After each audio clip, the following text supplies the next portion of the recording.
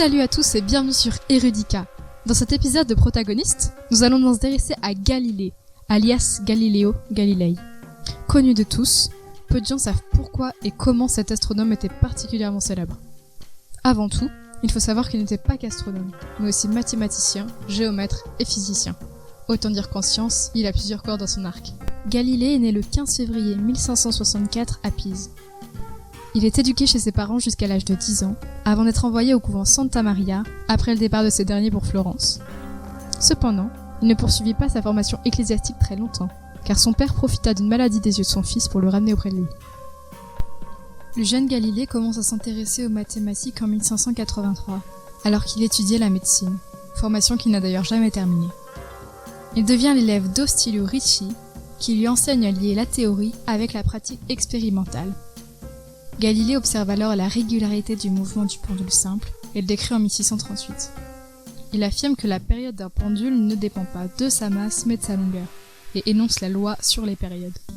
Les carrés des périodes d'oscillation sont proportionnels aux longueurs des pendules. Aujourd'hui, les scientifiques utilisent la formule suivante. Après ses études, il commence par démontrer plusieurs théorèmes sur le centre de gravité. En 1586, il continue ses travaux sur les oscillations et invente le pulsomètre, appareil qui permet de mesurer le pouls et définir un étalon de temps. C'est alors qu'il débute son travail sur la chute des corps, une partie de son travail le plus connu.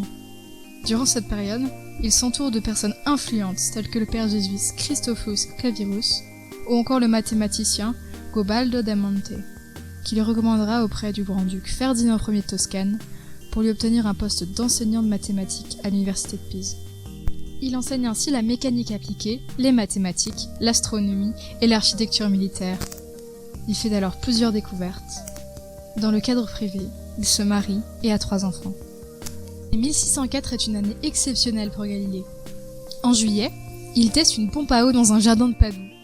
En octobre, il découvre la loi du mouvement uniformément accéléré.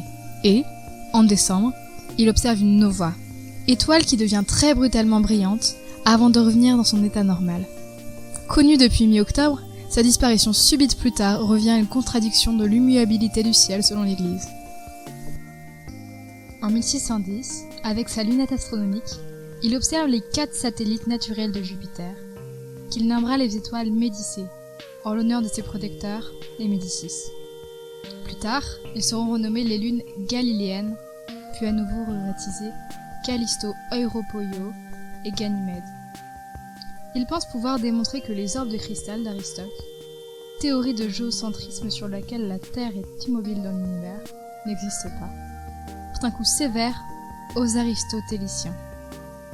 S'ensuit alors une guerre entre les corpéniciens, dont Galilée fait partie, et les partisans d'Aristote, pour savoir qui est dans le vrai et qui est dans le faux, de lequel l'astronome sort victorieux, de ce qui sera appelé la bataille des corps flottants.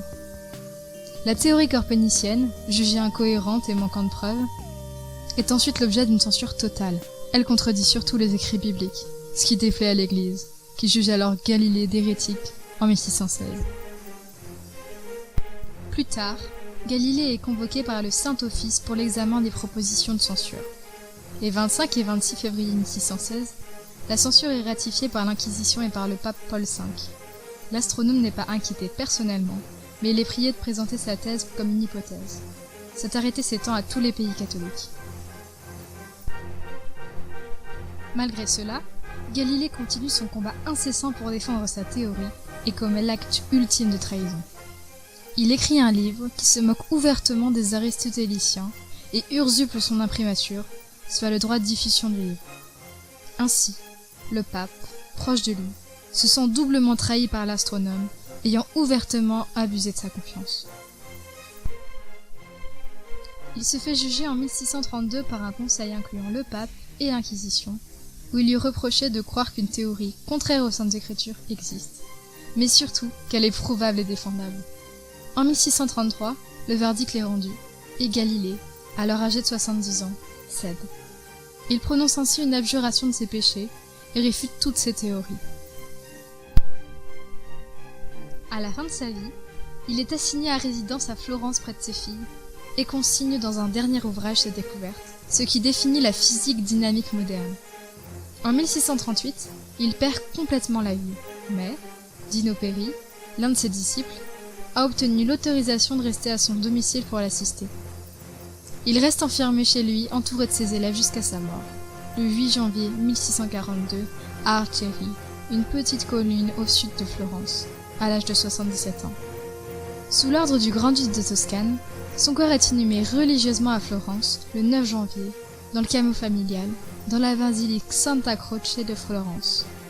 L'Église, refusant qu'il lui soit édifié un monument funéraire, un mausolée sera érigé en son honneur le 13 mars 1736. J'espère que la vidéo vous a plu. N'hésitez pas à laisser un commentaire pour nous dire ce que vous en avez pensé et à vous abonner pour ne pas rater un épisode de Protagonistes. À la semaine prochaine!